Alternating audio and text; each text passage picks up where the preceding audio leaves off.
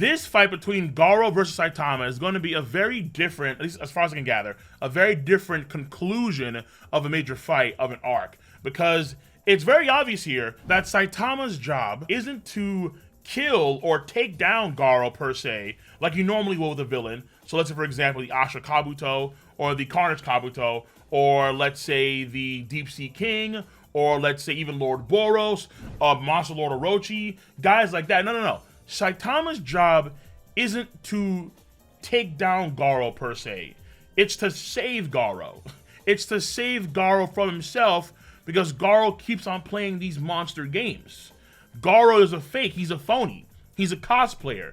Even though he's doing crazy things like regenerating his own limb that was completely headbutted away by Saitama's wonderful, perfectly smooth skull, the fact of the matter is that Saitama, he's not here to actually kill Garou. He is here to save Garou for a whole host of different reasons. The main one here seems to be because at the end of the damn day, Garou is a phony. He is a fake monster. Throughout the entirety of this arc, we've been seeing Garou hesitant and really kind of wonder if he's actually doing the right thing, but then ultimately says, no, screw it, I'm doing the right thing. And we see him progress forward, his limiters break, and him getting strong, like considerably, clearly, exponentially stronger over the course of this arc. Even now, he's still getting stronger and stronger and stronger. But because of characters like the kid, Tario, whatever the kid's name is, the one that actually has alopecia, unlike Jada Pinkett Smith, no doubt about that. The whole point here is this dude has been really on the back foot whenever the kid comes out, and the kid has been saved time and time again by Garou. Even though Garou continues to transform and his limiters continue to break, but he's never fully committed to being a monster. It seems to be the wrong path for him to, let's say, remove his limiters. And I think that Saitama has kind of noted to, because he knows like instinctively that he's not a real monster. And Garou, even though he's had evolutions in his skills, like for example, we see him actually combine the martial arts style of Bang and Bomb very effectively. We even see him create his own martial arts style against Flashy Flash and the Platinum Sperm, aka the Silver Surfer Sperm, which is of course the Monster Calamity God Slayer Fist, or just God Slayer Fist for short. And then we see against the Sage Centipede, he can actually cut this entire centipede in half with a single karate chop. And in his mind now, he has perfected his fist. And because of his monstrification, he has now gained unique-ish abilities, like obviously enhanced speed and strength and so on, but also clearly regeneration. Because we saw during his fight against Dark Oil Shine that this man, his whole rib cage was just blasted in by a Dark Oil Shine tackle. And then even still, he can come back and fight. So he was regenerating in that fight. According to Murata, as far as I was told, it's him, though I'm not too sure exactly.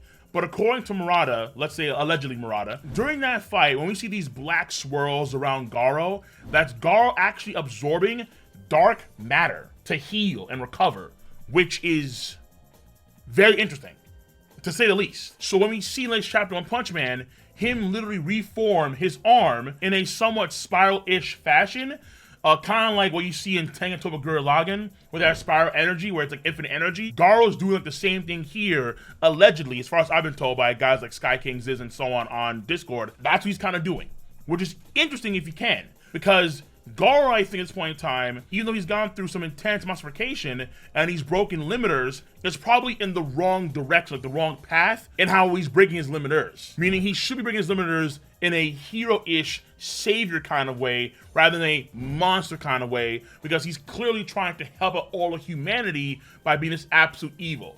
Because whether you're a bad guy or a good guy, whether you're a monster, you're a human, whatever you are, it doesn't matter. In his mind, he will be the absolute evil. And in doing so, there will be no crime, there will be no murder, things like that, through fear and fear alone, maintaining peace and equilibrium throughout society. It actually kind of reminds me a little bit of like Sasuke's way of trying to achieve world peace if he would be Naruto at the end of the Naruto series, where in his mind, he wants to be like the souped up godlike version of Itachi, where he would be like the Shadow Kage, because he would judge what is good, what is evil through the shadows, and therefore people would always fear the repercussions of this ominous lurking evil in the shadows. It was something like that. And Garou kind of reminds you of that in a way too. Through evil, you can maintain peace and equilibrium. Arguably a fake peace, but peace nonetheless. That's actually something you get kind of out of the Watchmen movie, where in the Watchmen movie, they have all of these bombs go off with the energy of Dr. Manhattan, and as a result, the world comes together in unity against a common enemy. Thereby, we achieve peace. But in the case of Garou, it's dumb. And even though he is a monster, he can never fully commit to it. Platinum Sperm says that during their fight. Even when he actually jumps on the helicopter and then his image is like on the television and then all the folks that see it freak out, Seiryu actually sees that and he says, hold on, but I don't feel any real killing intent coming from the picture. Other folks can kind of feel that what Garou's about, it's not it. The kid knows it, Seiryu knows it, Saitama knows it. So Saitama has to now save Garou from himself. And I think in the process, we are going to see Garou really kind of hone in and rein in his Godslayer fist, because Saitama can clearly handle it without a doubt. But Saitama, will he do things like the series?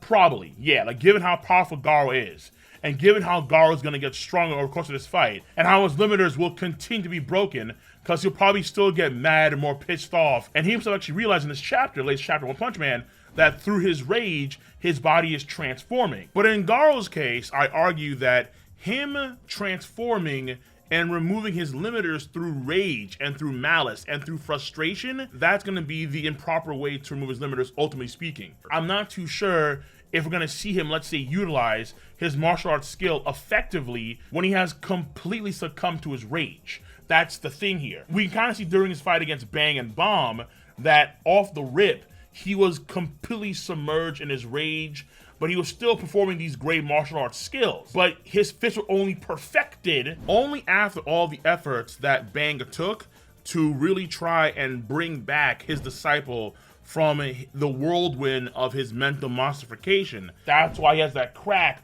over his left eye, because that's like the human side of him still in control, even though his body has like monstrified so much. And only then do we really see him actually achieve this Godslayer fist in the midst of the fight against Flashy Flash and the Platinum Sperm. And then later on, when the Sage Centipede comes in, we see that very impressive karate chop, but of course, in his mind, thinking about his first time training with Bang, and how he did that tile chop. However, one tile remained. It is the human side of him and the human experiences that have led Garou to perfect his fist. And against Saitama, we will see him, of course, use the martial arts stuff. In fact, he already has. But in order to actually elevate it even further, we may see, I think, somewhat of a regression of his monstrification. Will this fight be better than the Boros fight?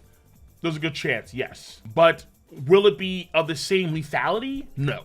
Meaning, I'm not gonna, at least I don't see Saitama just punching Garou into oblivion, and that's the end of that. It goes against Tario's wishes, it goes against Bang's own wishes, where Bang has put in a lot. He's put in a tremendous amount of work to try and save Garou. Maybe there's a chance here, where Garou winds up becoming a hero later on as a result of Saitama finally saving Garou, making Garou realize how childlike his idea is, and for the first time seeing a genuinely true hero. Not the stuff that he got from Dark Oil Shine, not the stuff he got from Flashy Flash, but a genuinely true hero in Saitama. So Garou is going to be saved, but in the process, we are going to see a very, very, very, very damn good fight. There's going to be so many jaw-dropping epic panels across the board for like the next year or so. However long the fight's going to be, it's going to be insane. Murata himself wants to make this fight better than the Boros fight, so he's going to pull out all the stops. There's going to be so many crazy color pages. It's going to be like, absolutely, this is one of the greatest things I've ever seen in manga in terms of the epicness and in terms of the artwork, without a doubt. But Saitama in this fight is going to pull his punches. Even in, like, let's say a serious series, his serious series won't be as serious as the usual serious stuff. I'm being very serious, because he won't be that serious. He's trying to save Garou.